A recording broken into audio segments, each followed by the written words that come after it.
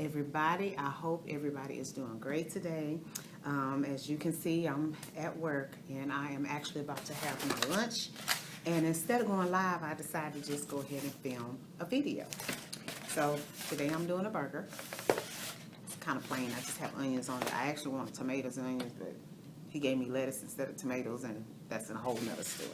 Anyway, so I'm going to go ahead and bless my food, and then we're going to get into it.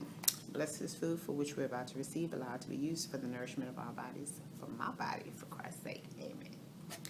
Amen, amen, amen, amen. So how's everybody doing? Are you getting geared up for the new year? What are you doing to get yourself together for the new year? I have so many things on my plate.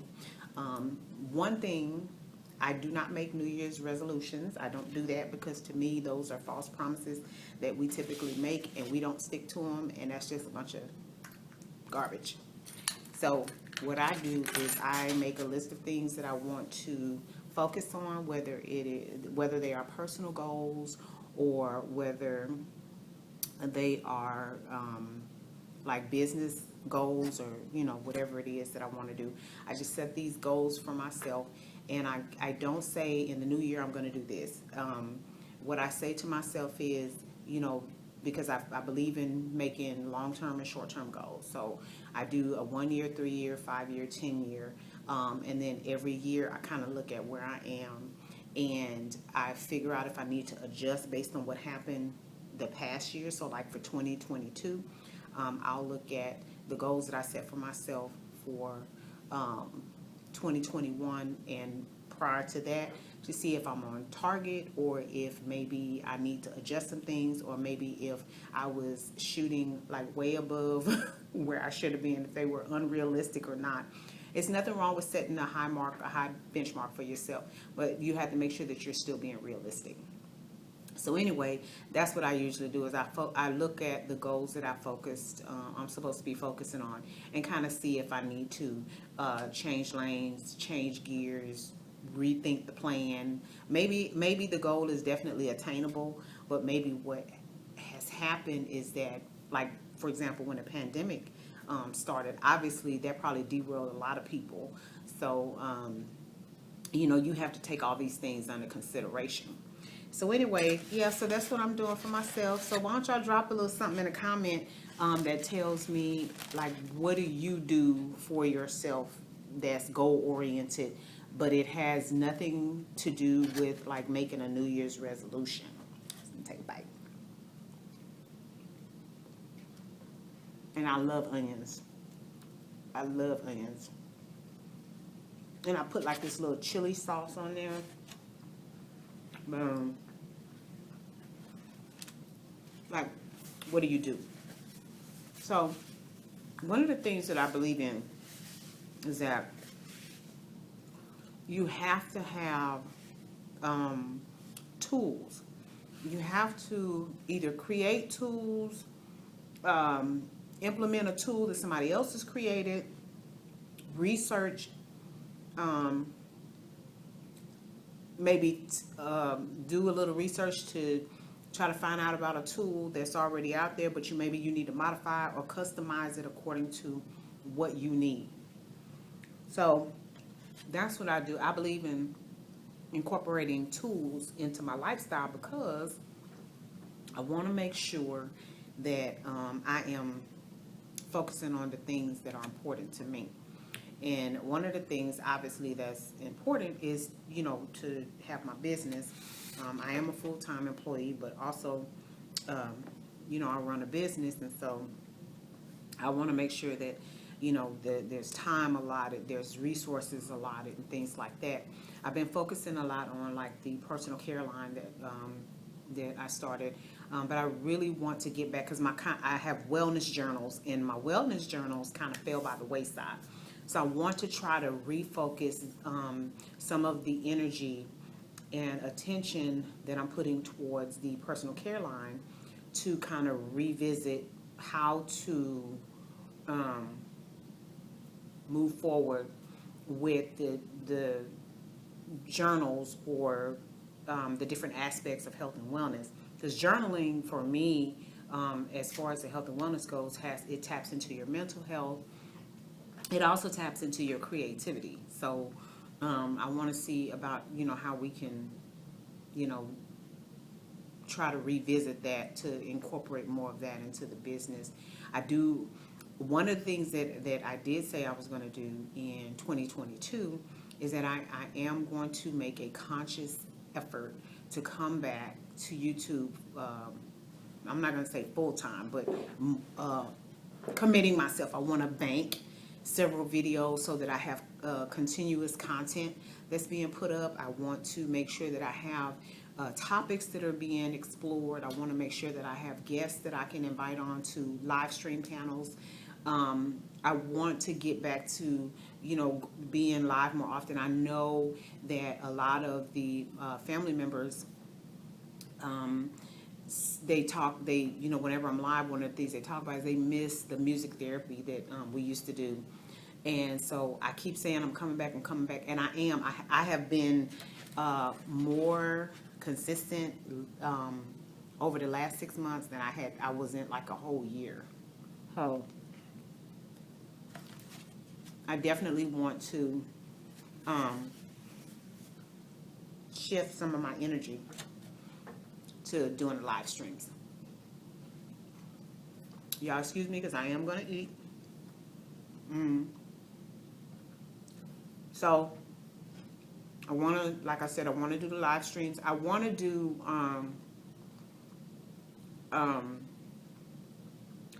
live streams that promote sisterhood as well. Where we can come on and we can have a what do they call it? Happy hour. We can do like a live happy hour. We get on there and we talk about, different topics and might have a little libation or whatever, but we actually do like a little happy hour. And so I want to do that. I also want to do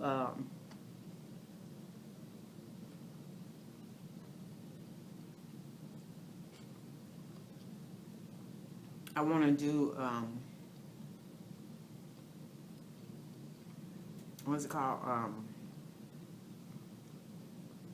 Like topics that focus on parenting, that focus on marriage, because a lot of people, when you're married, when you're not married, and you're either about to get married or, whatever the situation is, there are some people who believe that, and I used to be one of those people, well, if this happens, I'm out, and it's until something, you're in the relationship, it's until something happens that you truly know how you'll react in that moment. And so I want to have some keep it real live streams about relationships, whether it's dating, whether it's marriage, whether it's divorce.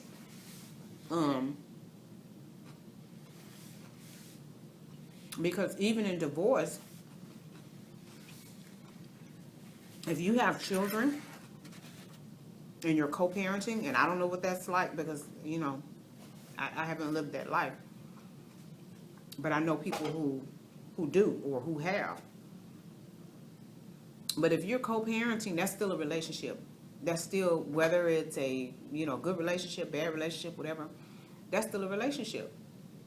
And so it's, having a relationship with your minor children, having a relationship with your adult children. Let me tell you something. As a parent I have adult children, my son is 27 years old. That relationship is so different than when he was a minor, when he was a young person, even from when he was a teenager. The rules are different. The boundaries are different, So I definitely want to have these conversations. So what I would like for you to do is, leave me a comment about like some of the topics that you think you might want to, have a discussion about. And I actually want to have people that will come on the panel and have an open discussion, very candid, very, everything's on the table, about these different relationships, because first of all, you know, no two people are the same. No two relationships are the same. Even if the dynamics are the same, the situations are going to be different because we're individuals. And so, you know, leave me a comment down below about, you know, what you want to talk about. Like I said before, I want to do stuff that promotes sisterhood. I want to talk about being a parent. I want to talk about marriage. I want to talk about dating. I want to talk about, you know, let's just do a deep dive into, you know, quite a few topics. We can pick one topic every month. I say every month because to try to pick a topic to do every week, I'm not in the habit of trying to commit to things, and I really don't know like what's going to happen. I can't say once a month we can do a deep dive into a particular topic. That gives us 12 topics, and maybe we can try to, you know, pull those at the beginning of the year or whatever, so that we know each month what's being talked about. If we do extra, that's fine. But I just want to, you know, try to do at least once a month. And this is just the live streams where we do a deep dive into these topics. That's not talking about the live streams where we doing the music therapy, whether we're doing the poetry, whether we're, you know, whatever we're talking about, business, finance, you know. So there are going to be a lot of different live streams, and there's going to be content that's uploaded talking about these different topics as well. So this would just be, you know, when we do the deep dive, it'll just be the one topic in the month, but that won't be the only thing, the only activity that's happening on the channel. So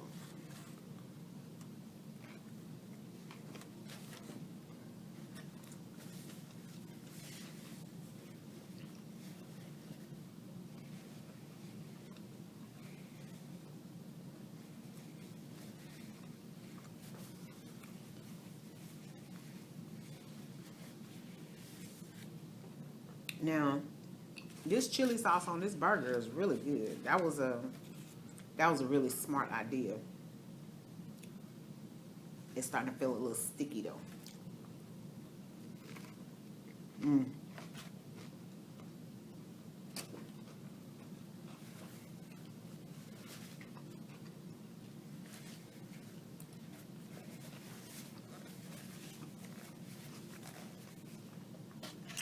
That was a whole, I don't know if you can see it.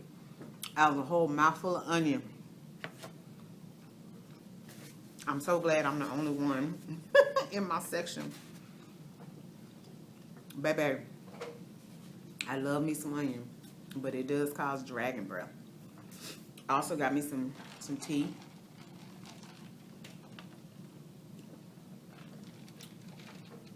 I've been drinking on that all day.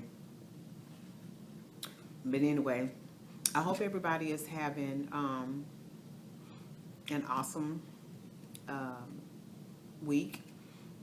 I hope that, you know, that you are striving for to be the kind of person that you want to be, that you are striving to meet your goals. I hope that you are being kind to yourself. I truly hope that you're being kind to yourself. A lot of times we focus on being kind to other people, and then we kind of eliminate the need or ignore the need to be kind to ourselves. And so I hope that you are truly taking time to be kind to yourself. At least once a week, you need to be thinking about what it is that you need, if that need is being met. If it's not, what is it that you need to do so that need is met? Is there a certain type of communication that needs to happen in order for you to feel like your needs are being met? Because I'm a firm believer in that you're no good to anybody if you're no good to yourself. So we definitely want to learn to put ourselves first. There's nothing wrong with community service. There's nothing wrong with giving back to the others. There's nothing wrong with caring for the people that you love. But again, when you are completely emotionally, spiritually, physically, mentally depleted, you have nothing in your reserve. You have nothing to give anybody else. And so you want to make sure that you constantly replenish yourself. You're constantly focusing on, you know, how can you how can you feel better? How can you look better? How can you behave better? How can you think better? How can you move better? You know, what is it that you need in order for you to feel like a complete person? And if you don't know the answer to that, then that is a project within itself. You need to take time to sit down and figure out, what do I want? Because your wants and your needs are different. And we're not talking about, you know, a place to live, things to eat, a place to sleep, somewhere to work, having the resources to take care of yourself. We're talking about you as an individual, not so much tangible as it is all the other aspects of your personality, as the other aspects of your existence, like your emotions. Mental health, or mental illness, I should say, is real. You know, people are out there. I just learned that one of my son's high school friends, his stepdad, you know, decided that he didn't want to be here anymore, and so he ended his life. And that is a very sad thing for you to hear, especially for you to know the person that it happened to. And so years ago, you know, I went through a lot of things as a young person, and, you know, I had the same mindset. You know, I didn't want to be here anymore. I was hurting, and I was confused, and I didn't have anybody to talk to. And it was just really a rough period in my life. And I talked about this. I have a series of Let's Talk About, and then there are different topics. And I did mention this in one of those videos. So it really shouldn't be a surprise. But yeah, mental illness is real, and you have to put yourself in a position where you are willing to open up to somebody that cares about you, somebody that truly, they have your best interest at heart. And the other part of that is that you have to be careful who you open up to, because you don't want to expose yourself to the wrong person, and then they use that information to further hurt you. So you just have to exercise wisdom. You have to exercise good judgment. And if you don't feel like you possess those characteristics, hopefully you have a parent or a sibling or someone in your life that they do possess those characteristics, and they can help you to discern what situations are best for you and which ones aren't. Some people are in toxic relationships, and we're not talking about marriages and dating. We're talking about even with their parents or their siblings, or you know, their co-workers and stuff. And so, you know, there's just so much that's going on. We have so many things at stake. We have so much to lose, you know, as individuals. And people usually, when you say that, they're thinking, I have so much to lose, and it's from the perspective of finances, or my house, or, you know, my marriage, or whatever it is. But when you say I have so much to lose, because you're valuable, your life is valuable, your existence is valuable, you are valuable, you know. So the very idea of you being here is enough to feel like you have a lot to lose. So I always sign off with a statement, and it's not just a statement. This is just, I started saying it because I truly believe that we have to learn how to do these things. And you'll see what it is if you don't already know what it is when we get ready to sign off. But I just wanted to come and share my lunch with you, and I also wanted to have just, you know, a brief talk with you about you know, what's to come. Everybody making big plans to celebrate Christmas, and everybody is making big plans to celebrate the New Year and things like that. And I got out of the habit of doing that, and I feel comfortable saying that, because there's so many things that we do in life that's just commercialized. It's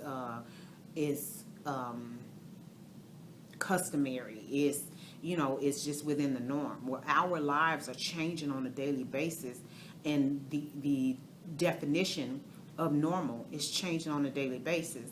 And so we have to either transition with the way the things are happening around us, or we have to start defining or carving out what we consider to be our normal. Do we have to have a normal?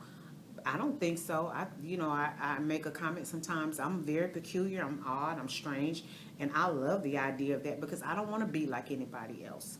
I know when I was in school, I wasn't part of the little popular crowd, and I didn't dress like everybody else. So I got teased a lot. I'm not gonna go as far as saying I got bullied because I was a fighter. I was a scrapper. I was one of those kind of people that if you picked on me long enough, we were gonna be rolling on the ground because I was just tired of it. But that didn't stop people from picking on me and teasing me. And I wasn't part of the in crowd. I was okay with that because I was happy about who I was as a person. I liked the idea that I wasn't considered normal or what everybody else considered normal. I was my own person, always have been and always will be. And so I just kind of implore you to take a step back, look at what's going on with you, look at what you would like to have happen, in your life, in your professional life, personal life, whatever it may be, and make some decisions about where you feel like you want to go. Think about it, if you're a person who you have difficulties with trying to make decisions about long-term goals and things like that. When I used to counsel people, I used to tell them, don't worry about what's going to happen tomorrow. If tomorrow's too far away for you, think about, what you need to have happen in the next 30 minutes. Think about what you need to have happen in the next hour, the next 5 hours. And then when you get to the end of the day, tomorrow is here. Think about how you want to wake up and what it is that you want to tackle. What challenges do you want to tackle so that they're not challenges anymore. So sometimes you don't have to focus on 1 year, 3 year, 5 year, 10 years. Sometimes you can focus on today, tomorrow, not even next week. Wait till the end of the week to start trying to figure out next week. So it's just a matter of how your brain processes information that will allow you to determine how you need to take that first step forward, when you need to take that first step forward. But make sure that it is a step forward. You don't want to step back. You step back to take a look at where you are, but you're not stepping back to stay there. Okay? So you're taking a review of everything, and then you're trying to figure out where you want to go. Kind of like when you're driving somewhere for the first time. A lot of us, and I know me, I'm not ashamed. There's no shame in my game. When I'm going somewhere that I've never been, if I have an idea of the side of town that's on, I may wait and put on my GPS, once I get over in the area. Sometimes I turn it on as soon as I leave my house. It just depends. But when you don't know where you're going, sometimes you have to kind of map out from where you are to where you need to be to figure out the best route. And so that's what you're doing with your life. You're taking the time to take a step back and you're looking, am I at a fork in the road? Do I only have one way to go? Am I kind of standing still for right now because I'm not sure what I want to do, which way I want to go, how I want to proceed? There is nothing wrong with being still. There have been times in my life where I felt like the Lord was not speaking to me and I really needed to move from where I was, and he just kept telling me to be still, be still, be still, be still. And so I never understood it. But when the time came for me to move, that move was orchestrated so well. Everything was laid out perfectly. I was connected to the people I needed to be connected to. The path to get where I needed to go was just clear. It was wide open. But had I moved out of the will of God, had I moved ahead of time, ahead of what he told me to, ahead of what he told me to, then there's no telling what would have happened. It's kind of like and I love using examples, it's kind of like when you're on the highway, you're in bumper to bumper traffic and you're sitting there going, golly, or maybe you haven't left from where you are and you're trying to figure out, why are you getting held up? But you're getting held up nonetheless. And then you get down the road only to see if there was a really bad accident. Had you been rushing to try to get where you were going, you may have been caught up in that very area where the accident took place, and you could have been involved in the accident as well. But there were things at work that prevented you from being in that particular place at that particular time. It held you up for you to be where you were at that time to protect you. So that's all I'm going to say right now. I just wanted to, like I said, share lunch with you. I just want to come and talk, chit chat with you and talk and try to lay out some things for you to think about. Think about who you are. Think about who you want to be. Think about where you are and where you want to be. And I implore you to at least start trying to write down some ideas so that you have some idea of how you want to get started. There's nothing wrong with being still. Sometimes being still is a good thing. So that's going to do it for me. And until next time, love yourself, love somebody else. Y'all take care now. Bye.